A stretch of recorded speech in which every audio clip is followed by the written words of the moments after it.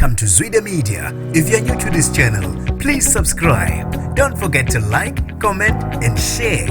Here's a new video for today. Enjoy.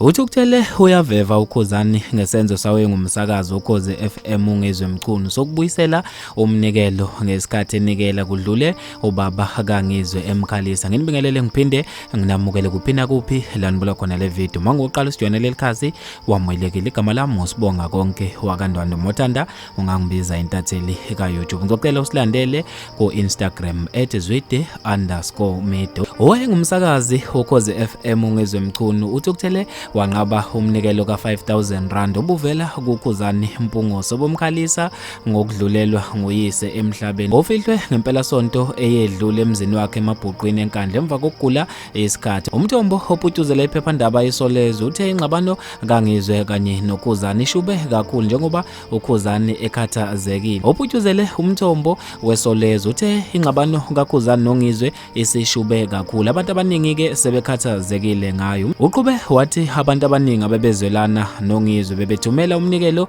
bemfakela ebhange. NoKhuzani ke ube ngomunye wabo labo bantu. Kuthiwa uNgizwe uthe nje ngabona imali engena ebhange lakhe bivela kuKhuzani wadinwa wabe eseyiphindisela emuva. Ingxabano ishube kakhulu emva kokuba uKhuzani eshiya ngalazi. Kanti ke ingxabano yasuswa umntalapho kaKhuzani ayebhekise kuyena uNgizwe mchunu. uNgizwe uvumile ukuthi imali uyiphindiselile emuva ngoba kusenengxabano phakathi kwakhe noKhuzani.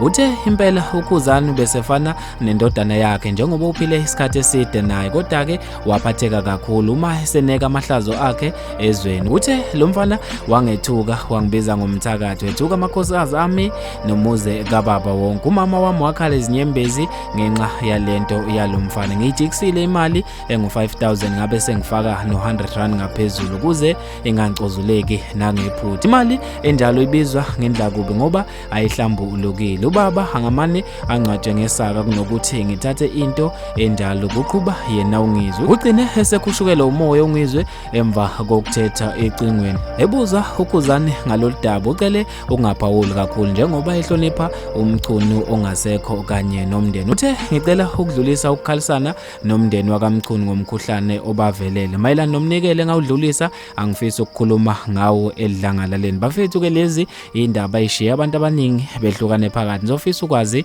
ukuphawula kwakho ukuthi ngabe kukahle nalokho okwenziwe uNgizwe noma uthi nje cha uNgizwe wenze obekufanele akwenze. Bafethu ke ngizofisa ukwazi ukuphawula kweni khona lapha kwi comment section. Mina nje ngentathela YouTube sengiphuma kanje ngithi awungibambe evidweni elandelayo.